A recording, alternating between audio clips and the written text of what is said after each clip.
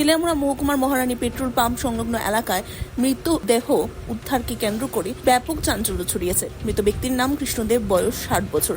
তেলিয়ামুড়া থানাধীন DM colony এলাকার বাসিন্দা তিনি। কৃষ্ণদেব আগে পেশায় গাড়ি চালক ছিলেন, পরে তিনি পেট্রোল পাম্পে গাড়ি ধোয়ার কাজ করতেন। সকালে স্থানীয়রা পাম্প সংলগ্ন একটি ঘরে তার মৃতদেহ পড়ে থাকতে দেখেন।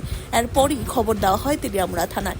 খবর পেয়ে তেলিয়ামুড়া থানার পুলিশ দ্রুত ঘটনাস্থলে পৌঁছে মৃতদেহ উদ্ধার করে ময়নাতদন্তের জন্য পাঠায়। পুলিশ জানায় যে মৃত্যুর কারণ এখনো স্পষ্ট নয়, তবে অস্বাভাবিক মৃত্যুর মামলা রুজু করা হয়েছে। স্থানীয়রা জানায় ওই ব্যক্তি খুবই শান্ত স্বভাবের মানুষ ছিলেন। এই ঘটনায় মহারানীপুর এলাকার নিরাপত্তা নিয়ে প্রশ্ন উঠছে। ময়নাতদন্তের রিপোর্ট পাওয়ার পরই মৃত্যুর প্রকৃত কারণ জানা যাবে। বলতে যে তার বাড়ি ডিএম কলোনি মহারানীপুর। আমি তার সঙ্গে অনেকদিন পরিচিত। সে ড্রাইভার হিসাবে গাড়ি চালাতো আগে 6 চাকা। সে ওখানে গাড়ি চলানা, এখন সে গাড়িতে পাম্পে গ্রিস ইউজ করে, আমাদের গাড়িতে দোয়াপালি করে।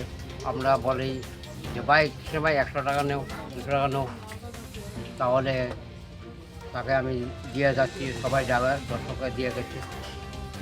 এখন এইটিকে আমি যাবার সময় সে অসুস্থ। এই হোটেলের মালিক শুক্লাল তার বাড়ি তেলিয়ামুড়া। সে এখানে মহারানীপুর দোকানদার, চা ব্যবসায়ী দোকানদারি করে, চা বেচা খায়। আমরা তার থেকে থাকি। ও তার সঙ্গে পরিচিত হিসাবে।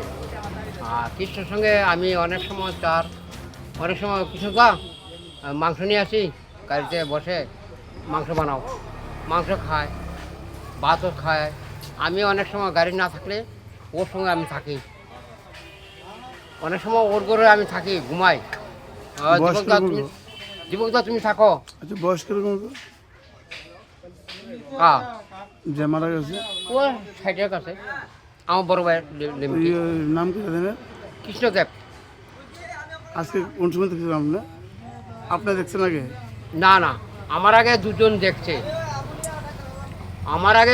দেখছে। ও ড্রাইভার চলে গেছে বলে ও নাই।